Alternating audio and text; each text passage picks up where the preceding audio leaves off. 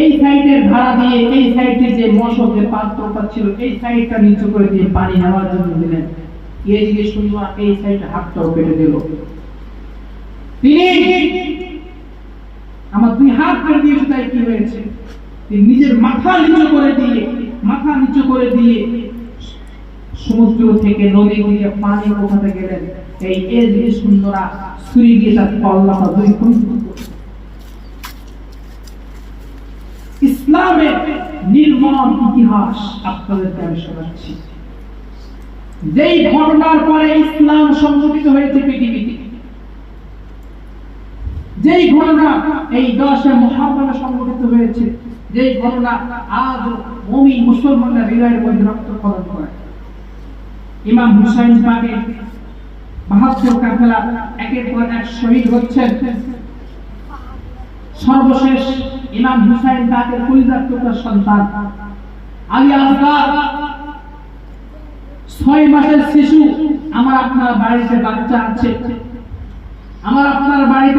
আছে, যদি আমার আপনার বাচ্চা একটু কান্না করে, আমার আপনার মন মাথা ভালো থাকে না। আমার বাচ্চারা যদি একটু কান্না থামতো, আমার বাচ্চা যদি একটু শান্তি ও চুপ থাকতো, আমার বাবা হয়ে আমার সন্তান মা হয়ে আমি শান্তি পেতাম। কিন্তু আমার বাচ্চা যদি কান্না করছে, ক্রন্দন করছে, আমি মা হয়ে আমি বাবা হয়ে আমার শান্তি মেটে না। ও মুসলমান ভাইরা, ইমাম হুসাইন পাক কিতাবের মধ্যে আসছে মুখের জিহ্বাটা পর্যন্ত বাচ্চার মুখের মধ্যে ঢুকিয়ে দিয়েছে, যাতে করে বাচ্চা একটু গলাটা একটু শুকিয়ে যায় মুখের লালাতে। তারা নিজেরাই পানি পিপাসিত, তারা গিয়ে তাদেরকে 3 দিন সেখানে আটক করা হয়েছে। 3 দিন পর্যন্ত তাদেরকে সেখানে অ্যারেস্ট করা হয়েছে। 9 মুহররম দিন যুদ্ধ শুরু হয়ে গেল। 10 মুহররম আলী আসগার রাদিয়াল্লাহু তাআলা আনহু 6 মাসের ছোট বাচ্চা ইমাম হুসাইন পাকের কলিজার টুকরা সন্তান।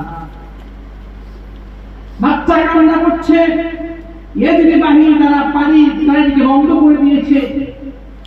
ইমাম হুসাইন পাক তাঁবুর ভিতর থেকে ছোট বাচ্চা আলী আসগারকে কোলে করে নিয়ে গেলেন, যাতে করে এই ছোট বাচ্চাকে দেখে এদিকে ভিতরে একটু মায়া হয়।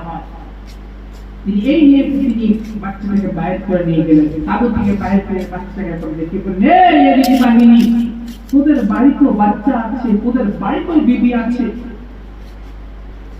আমার এই ছোট বাচ্চা কি অন্যায়টা করলো? আমার পানি দেওয়া লাগবে, আমি অন্যায় করেছি, কিন্তু আমার ছোট বাচ্চা তো অন্যায় করেনি, তার জন্য একটু পানি দেওয়া